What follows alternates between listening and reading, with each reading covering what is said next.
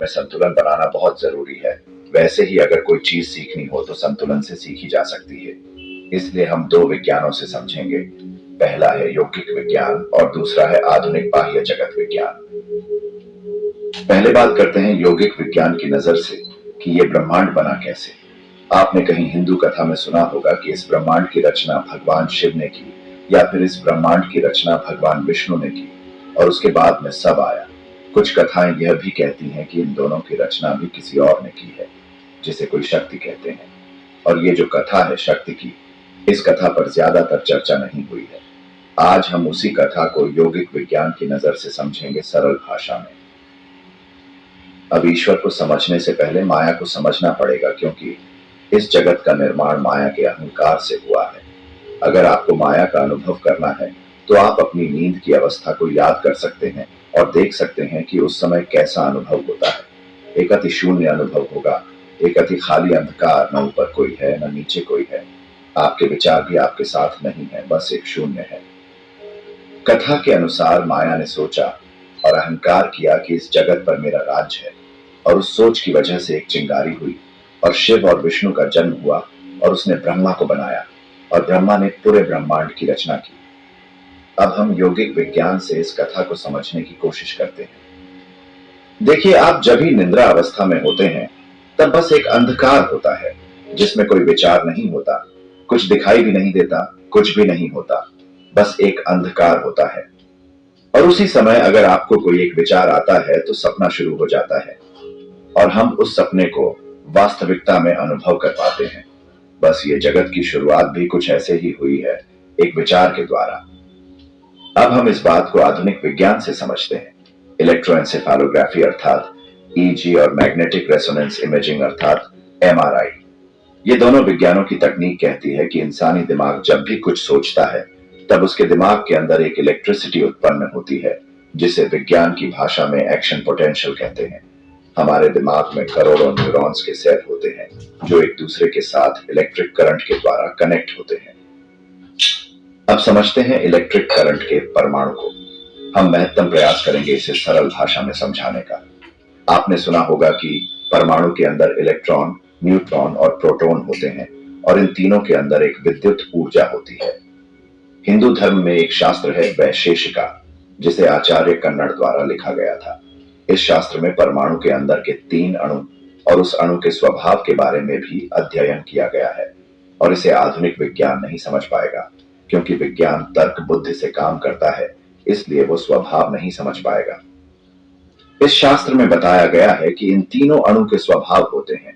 इनमें से 2 अणु बीच में एक वर्तुलाकार धारण करके परिक्रमा करते हैं और तीसरा अणु जो बाहरी वर्तुलाकार धरी पर घूमता है वह नकारात्मक स्वभाव रखता है। अंदर के 2 अणु हैं, उनके भी स्वभाव अलग होते हैं।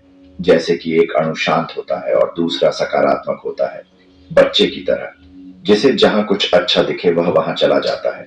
और ये तीनों अणु का एक शरीर होता है जिसे बाहरी आवरण बोलते हैं। ध्यान दीजिए, अब इस तीनों के स्वभाव के अनुसार जो बाहरी अणु है, नकारात्मक, जिसे आधुनिक विज्ञान में इलेक्ट्रॉन बोलते हैं, वह आंतरिक धरी के अंदर वो दोनों अणु के पास आने का प्रयास करेगा। अब हम इन्हें नाम देते हैं थोड़ा सरल तरीके से समझाने के लिए। समझे कि बाहर का जो अणु है उसका नाम विष्णु है और वह नकारात्मक ऊर्जा धारिता है। अंदर के ब्रह्म और शिव अणु को मिलना चाहता है, क्योंकि वह शिव अणु की सकारात्मक ऊर्जा से प्रभावित होता है। अब आगे विष्णु अणु और शिव अणु से मिलने की चेष्टा करेगा। अब विज्ञान यह पूछेगा कि क्यों करेगा। जवाब है उनका स्वभाव। जब विष्णु अणु शिव अणु से आकर्षित होकर उनके पास जाएगा तब ब्रह्मा अणु एक तरंग उत्पन्न करेगा और विष्णु अणु को आवरण से बाहर फेंक देगा। जैसे ही विष्णु अणु बाहर निकलेगा तुरंत शिव अणु विष्णु अणु के पास जाएगा और उनके साथ प्रतिक्रिया करके और एक आवरण बनाएगा। प्रतिक्रिया करने से एक नए ब्रह्मा अणु का जन्म होगा और शिव अणु फिर से ब्रह्मा अणु के पास वर्तुल धरी पर घूमने के लिए आ जाएगा और आगे फिर से वही घटना होगी। विष्णु अणु शिव अणु के पास आएगा और आवरण से बाहर निकल जाएगा। समझ रहे हो बात को? ध्यान दीजिए, जब आवरण से शिव और विष्णु अणु बाहर निकल जाएंगे तब ब्रह्मा अणु अकेला रह जाएगा और वो कंपन उत्पन्न करेगा और कंपन करके अपने आप को मिटा देगा और अंदर की ऊर्जा बाहर छोड़ देगा, जिस ऊर्जा को प्रकाश बोलते हैं। और ये सब खेल निरंतर चलता रहता है ब्रह्मांड में। अगर शॉर्ट में समझें तो माया के विचार द्वारा एक विद्युत की चिंगारी का जन्म होता है। जैसे हमारे दिमाग में न्यूरॉन्स काम करते हैं सोचते समय, फिर उस चिंगारी में तीन अणु होते हैं, ब्रह्मा, विष्णु और महेश। ये तीनों के बीच में प्रतिक्रिया होती है और ब्रह्मा अणु प्रकाश देकर चला जाता है और विष्णु और महेश अणु एक नया अणु निरंतर बनाते रहते हैं। शायद हमारे धर्म ने इसे क्षण भंगुर कहा है, जो निरंतर चलता ही रहता है। अगर सांसारिक आदमी इसे सीधी भाषा में समझना चाहे तो वो समझे कि स्त्री नकारात्मक स्वभाव वाली एक तत्व है और पुरुष सकारात्मक स्वभाव वाला एक इंसान है। दोनों के बीच में हुई संभोग के कारण एक बालक का जन्म होता है जो स्वभाव रूप से शांत और स्थिर होता है। अब देखिए, इस प्रतिक्रिया से पांच चीजें बाहर निकलती हैं: तरंग, वाइब्रेशन, प्रकाश, ऊर्जा और ब्रह्मांड, यानी कि वो जगह जहां पर प्रतिक्रिया होती है। तो हमने धर्म के अनुसार बिग बैंग थ्योरी के पहले क्या हुआ था उसे जाना। अब ये प्रतिक्रिया को आधुनिक विज्ञान की नजर से समझते हैं। एक एटम के अंदर एक न्यूक्लियस होता है जिसके अंदर न्यूट्रॉन और प्रोटॉन होते हैं। स्टेबल सिचुएशन में अब बाहरी ऑर्बिट में इलेक्ट्रॉन घूमता है। इन दोनों के ग्रेविटी फाइनर्स की वजह से जब इलेक्ट्रॉन प्रोटॉन से अट्रैक्ट होकर न्यूक्लियस में आने का प्रयास करता है, तब प्रोटॉन उसे बाहर फेंक कर ऑर्बिट से निकाल देता है और तभी एक गामा रेडिएशन का जन्म होता है। और जब प्रोटॉन इलेक्ट्रॉन के पास जाता है तब फोटोन का जन्म होता है जिसमें पॉजिटिव प्रोटॉन और नेगेटिव इलेक्ट्रॉन ही होते हैं। इसी कारण फोटोन का मास नहीं होता है। अब ब्लैक होल की थ्योरी को समझें तो एक तारा होता है जो अपने ऑर्बिट से बाहर निकल गया होता है और कुछ वर्षों में अपना प्रकाश खो देता है और वाइब्रेशन क्रिएट करके एक ब्लैक होल बन जाता है। और ये सब प्रक्रिया स्पेस में ही होती है। दोनों विज्ञानों को समझकर आगे ब्रह्मांड के जन्म के ऊपर बात करेंगे। जो ऑर्बिट है उसे हमारे शास्त्र ने आवरण कहा है। उसके जो चार्ज है नेगेटिव और पॉजिटिव, हमारे शास्त्र ने उसे स्वभाव बोला है। प्रोटॉन को ब्रह्मा, इलेक्ट्रॉन को विष्णु और न्यूट्रॉन को महेश नाम दिए गए। गामा रेडिएशन को तरंग, फोटोन को प्रकाश, ब्लैक होल की वाइब्रेशन को कंपन और जो प्रकाश बाहर फेंकता है उसे ऊर्जा बोला गया है। और अंत में जो स्पेस की बात करते हैं उसे ब्रह्मांड बोला गया है। हमने जाना कि परमाणु का जन्म कैसे होता है और अब जानते हैं कि परमाणु से इस ब्रह्मांड की रचना कैसे हुई। पहले जानते हैं आधुनिक विज्ञान क्या बोलता है। 1915 में आइंस्टीन ने एक थ्योरी दी जिसे जनरल रिलेटिविटी कहते हैं। उसके बाद 1927 में बेल्जियन प्रिस्ट और जॉर्ज लेमेत्रे द्वारा खोजी गई थ्योरी है जिसे बिग बैंग थ्योरी कहते हैं। इस थ्योरी के बाद बहुत सारी थ्योरी की खोज हो चुकी है। अब की जो लेटेस्ट थ्योरी है उसका नाम है स्ट्रिंग थ्योरी, जिसे गैब्रियल वेनेजियानो नाम के वैज्ञानिक ने शोध की है। ये थ्योरी बताती है कि बिग बैंग से पहले क्या हुआ था। तो पहले स्ट्रिंग थ्योरी जानते हैं और फिर हमारा धर्म क्या कहता है वो जानते हैं। स्ट्रिंग थ्योरी बताती है कि एक डॉट पार्टिकल है जिसकी साइज और आकार नहीं है। डॉट पार्टिकल निरंतर वाइब्रेशन फैलाता है और इस वाइब्रेशन की वजह से एक वेव्स या एक फ्रीक्वेंसी जनरेट होती है जो ये डॉट पार्टिकल संतुलन बनाए रखता है। कब कितना वाइब्रेशन जनरेट करना है और कब कितनी फ्रीक्वेंसी बनानी है, इन दोनों चीजों को संतुलन करता है। जब ये वाइब्रेशन और फ्रीक्वेंसी आगे बढ़ते हैं तो एक पार्टिकल को मास और चार्ज प्रदान करते हैं, जिसकी वजह से हर एक पार्टिकल वाइब्रेट होता है और एक वेव से आगे बढ़ने लगता है जिसे स्पेस एक्सप्लोशन कहते हैं। तो इस तरह ब्रह्मांड की रचना हुई हमारे मॉडर्न विज्ञान की नजर से। किसी चीज से वाइब्रेशन और वेव्स बाहर निकलते हैं और एक अणु पार्टिकल्स को चार्ज और मास दिया, उसकी वजह से अणु में प्रतिक्रिया हुई जो हमें अभी पीछे बताया गया था। उस तरह प्रोटॉन ब्लास्ट होने से बिग बैंग हुआ और इस ब्रह्मांड का जन्म हुआ। हमने आपको पीछे विज्ञान से इसलिए ही समझाया ताकि आप स्ट्रिंग थ्योरी और बिग बैंग थ्योरी को आसानी से समझ सकें। यौगिक विज्ञान और धर्म के अनुसार भगवान शिव वर्षों पुरानी ध्यान अवस्था में थे और ओम ध्वनि का उच्चार कर रहे थे।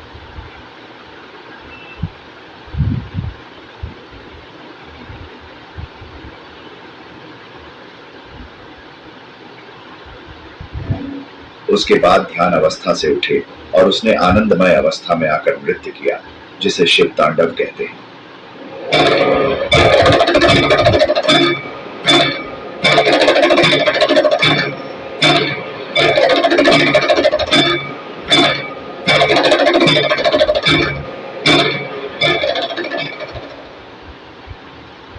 अब इसे यौगिक विज्ञान से समझते हैं। शिव जो हैं वह नृत्य कर रहे हैं, इसलिए वाइब्रेशन हो रहा है, और जो ओम ध्वनि है उससे एक वेव्स निकल रही है। समझ रहे हो बात को? ध्यान दीजिए। स्ट्रिंग थ्योरी बताती है कि कहीं से वाइब्रेशन आ रही है और वेव्स यानी कि फ्रीक्वेंसी आ रही है। कहां से आ रही है, क्यों आ रही है, उसे नहीं पता है, बस उसके आगे क्या हुआ वही पता है। अब हमारा धर्म देखिए कितना एडवांस है। अभी कुछ साल पहले बनी स्ट्रिंग थियरी के पहले क्या हुआ था वो इतने सालों पहले हमारे धर्म ने बता दिया। जो वाइब्रेशन आ रही है वो शिव से आ रही है, और जो ध्वनि आ रही है वो ओम की ध्वनि है। फिर उसके आगे है बिग बैंग थियरी। अब बिग बैंग थियरी को हम थोड़ी सरल भाषा में समझते हैं। जैसे हमने हमारे लास्ट वाले वीडियो में कहा था कि संभोग के समय स्त्री के नाभि के नीचे वाले भाग में एक गर्मी पैदा होती है, जो गर्मी शरीर की सभी अशुद्धि को अपने शरीर से सोख लेती है, जिसकी वजह से पुरुष को स्त्री के गुप्त द्वार से अशुद्धि का अनुभव नहीं करना पड़ता। और इसी वजह से हर स्त्री को संभोग के बाद नाभि के नीचे दर्द महसूस होता है। अब आगे जब पुरुष अपनी ऊर्जा को स्त्री के अंदर दाखिल करेगा, तब वो ऊर्जा और स्त्री की गर्मी का मिलन होगा। उस समय स्त्री को इतना अद्भुत अनुभव हो सकता है कि वो अनुभव शब्दों से बयां नहीं किया जा सकता। अब वो ऊर्जा और गर्मी 9 महीने तक स्त्री के गर्भ में रहेगी और कोई जीव का निर्माण होगा। अब कुछ लोग कहेंगे कि जीव का निर्माण केवल ऊर्जा से ही संभव है, उसे गर्मी की जरूरत नहीं है। तो उन लोगों के लिए एक पक्षी का उदाहरण देना चाहूंगा। एक अंडे के अंदर का जीव ऊर्जा से बना हुआ है, उसे पक्षी बाह्य गर्मी देकर उस जीव का निर्माण करता है। उसके बाद ऊर्जा और गर्मी से एक जीव का निर्माण होता है। अब हम समझते हैं बिग बैंग थियरी को आधुनिक विज्ञान की मदद से। बिग बैंग में ऊर्जा, गर्मी और घन पदार्थ ये तीनों सब्सटेंस का संकोचन हुआ, जिसे सिंगुलैरिटी बोलते हैं। आधुनिक विज्ञान को नहीं पता कि सिंगुलैरिटी का रिएक्शन कितने समय तक हुआ था, पर हमारा यौगिक विज्ञान कहता है कि सिंगुलैरिटी की प्रतिक्रिया 9 करोड़ साल तक चली थी। सिंगुलैरिटी का रिएक्शन खत्म होने के बाद एक ऊर्जा का विस्फोट होता है, जो हर कोई जड़ पदार्थ को जीवंत कर देता है, और इस जीवंत ऊर्जा की वजह से न्यूक्लियर बनता है। उसके बाद न्यूट्रॉन, प्रोटॉन और न्यूट्रॉन का जन्म होता है। अगर हम इन 3 अणु का भी अध्ययन करें तो हम उसी ऊर्जा को पाएंगे जो बिग बैंग के समय बाहर निकली थी विस्फोट से। समझ रहे हो आप? ब्रह्मांड का पूरा रहस्य एक स्त्री के गर्भ में छुपा है। ऊर्जा, गर्मी और सॉलिड का रिएक्शन, जिसे सिंगुलैरिटी कहा गया है, वही प्रतिक्रिया बालक के जन्म के पहले गर्भ में होती है। सिंगुलैरिटी की प्रतिक्रिया 9 करोड़ साल तक चली। गर्भ में भी ये प्रक्रिया 9 महीने तक चलती है। सिंगुलैरिटी का रिएक्शन खत्म होने के बाद एक जीवंत ब्रह्मांड का जन्म होता है। इधर 9 महीने के बाद एक जीवंत बालक का जन्म होता है। समझ रहे हो आप इस बात को? अगर आपको ब्लैक होल को भी समझना है तो वो भी आप यौगिक विज्ञान और आधुनिक विज्ञान की मदद से समझ सकते हैं।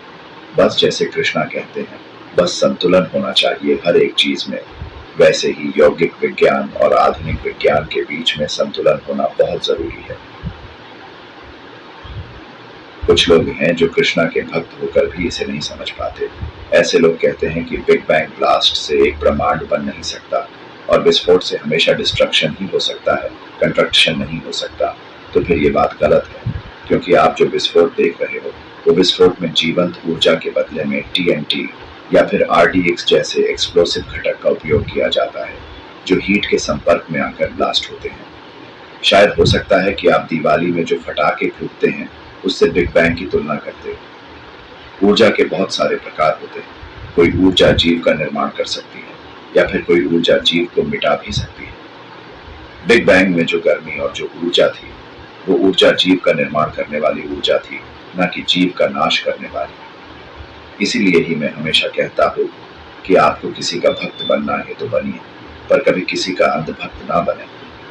आपके धर्म गुरु के सामने यौगिक विज्ञान और आधुनिक विज्ञान की दृष्टि से प्रश्न पूछे, और जब तक आपको लॉजिकल जवाब ना मिले तब तक उसकी बात मत मानो। देखिए, मैं ये कभी नहीं कह रहा हूं कि आप पुराने लोगों के अनुभव का तिरस्कार करें। अगर आपको उनसे सीखने को मिलता है तो सीखिए, पर जरूरी नहीं है आपके जीवन का हर एक जवाब उनके पास ही हो। कुछ जवाब आपको खुद अनुभव करके ढूंढने पड़ेंगे। जैसे हमने वीडियो के प्रारंभ में कहा कि हमारे शास्त्र इससे भी आगे निकल चुके हैं। आधुनिक विज्ञान उसे स्ट्रिंग थियरी बोलता है, पर हमारा धर्म उससे भी आगे निकल चुका है। हमारे धर्म के मुताबिक जगत का निर्माण माया के अहंकार से हुआ था, जिसने 3 तत्वों का निर्माण किया। मैं इसे थोड़ा सरलता से समझाने के लिए कुछ नाम में बदलाव करता हूँ। समझो कि हम ब्रह्म हैं, यानी प्रोटॉन। हम ईश्वर के साथ कनेक्ट हैं, यानी कि न्यूट्रॉन के साथ। माया से हम आकर्षित होते हैं, इसलिए कभी माया हमारे पास आती है और कभी हम उनकी तरफ आकर्षित होकर जाते हैं। बस हमें इन दोनों के बीच में सब कुछ संतुलित करना है। एक तरफ ईश्वर तो एक तरफ माया। दोनों पहलू हमारे लिए बहुत जरूरी हैं।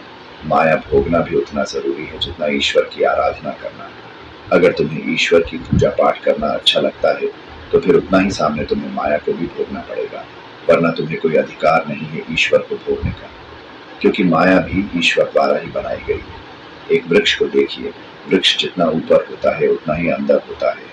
बस उसी तरह हर एक वस्तु में संतुलन होना चाहिए। अगर तुम्हें गहरे सुख चाहिए तो तुम्हें गहरे दुख भी बहादुरी से भुगतने होंगे। अगर तुम दुख से डर के भागोगे तो तुम्हें सामने सुख भी वैसा ही मिलेगा। क्षणभंगुर। जैसे हर एक चीज में संतुलन जरूरी है, वैसे ही आधुनिक विज्ञान और यौगिक विज्ञान को भी एक दूसरे को समझना जरूरी है और संतुलन स्थापित करना जरूरी है। आगे बात करते हैं, धर्म की शुरुआत कहां से हुई और धर्म क्या है। आपको पता ही होगा कि मनुष्य जन्म कैसे हुआ था, कब हुआ था, कौन सी तारीख पर हुआ था, कितने बजे हुआ था, उस पर हम ध्यान नहीं देंगे। बस एक बंदर ने संभोग किया और कुछ सालों बाद मनुष्य आ गए। अगर भूतकाल में बनी घटनाओं के समय ढूंढने जाएंगे तो फिर वर्तमान समय में ही खो जाएंगे। कुछ चीजें जान लेने में फायदा है और कुछ चीजें मान लेने में फायदा है। इंसानी दिमाग में सबसे पहले भावना की खोज हुई, क्योंकि उस समय भाषा नहीं थी, इसलिए इमोशंस की खोज हुई। कुछ इमोशंस जैसे कि interest, hope, bliss, satisfaction, excitement, fear और एंगर। उसके बाद खोज हुई आवाज की, जैसे जानवर कैसे आवाज करके एक दूसरे को अपनी भावना व्यक्त करते हैं, बस उसी तरह। उसके बाद इंसान ने सोचना शुरू किया कि हम कौन हैं, क्योंकि सोचने के लिए भी आवाज की जरूरत होती है। उसके बाद आया स्वएहसास, यानी सेल्फ रियलाइजेशन। ध्यान देना इस बात पर, पहले आया अनुभव, दूसरा आया आवाज, तीसरी आई सोच, चौथा आया सेल्फ रियलाइजेशन और पांचवा आया चित्रकला। चित्रकला मतलब उस समय जो भी विचार आते थे या फिर कल्पना होती थी, वो सभी चीजें पत्थर पर या फिर मिट्टी पर बनाई जाती थी। उसके बाद पहले आया शिव धर्म, जिसे इनर साइंस, यौगिक विज्ञान या फिर स्व एहसास भी कह सकते हैं, और सभी लोगों ने शिव धर्म का पालन किया।